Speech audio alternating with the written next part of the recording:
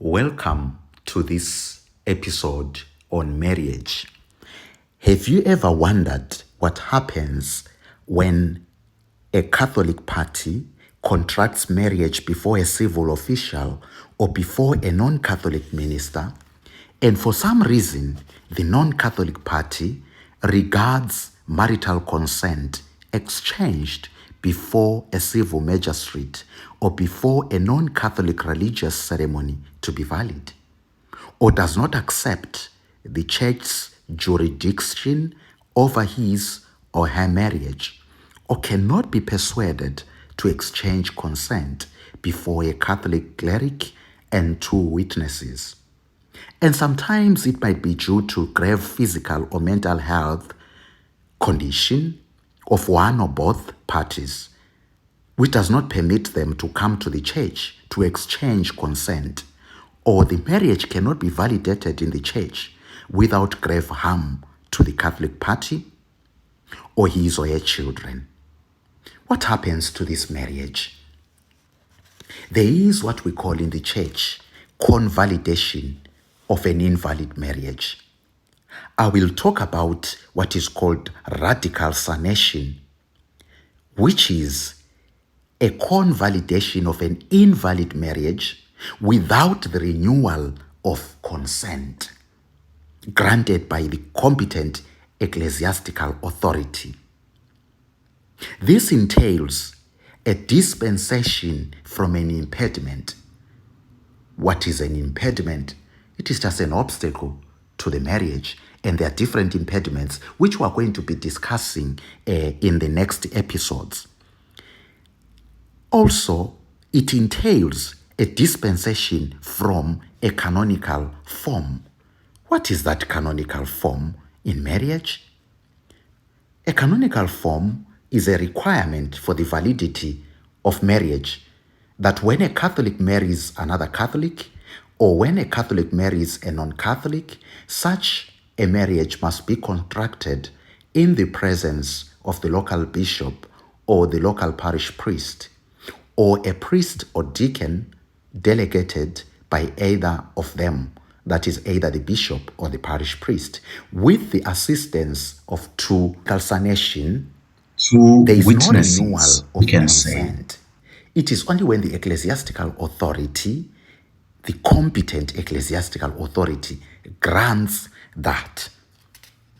What are the conditions for this convalidation? Remember that radical sanation can be either public or occult. It is public if it is known by the parties, and occult if it is unknown to the parties. What are those conditions to be verified? The first is that the consent of each party perseveres, meaning that the two, when they exchanged their consent in front of a magistrate or a non-Catholic minister, that consent perseveres, remains, not in a circumstance whereby the two no longer want to be with each other.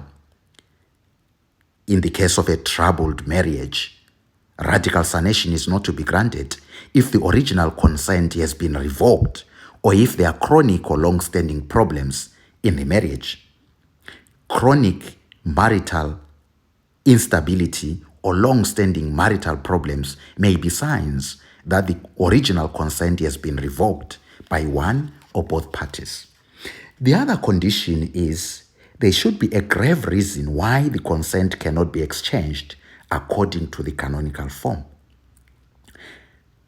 Also, there should be a promise that the non-Catholic party will neither impede the practice of the faith by the Catholic party, nor the Catholic education of any of the children already born or to be born of the union.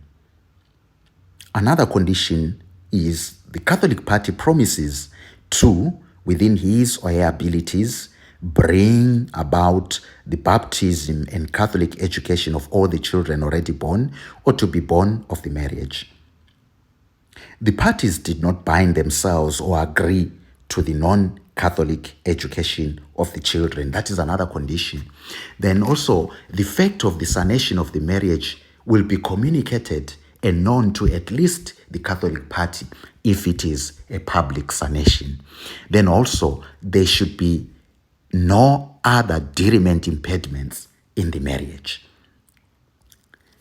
With these conditions fulfilled, then the competent ecclesiastical authority can grant what is called the radical sanation, sanatio in radice, which is a convalidation of an invalid marriage without the renewal of consent.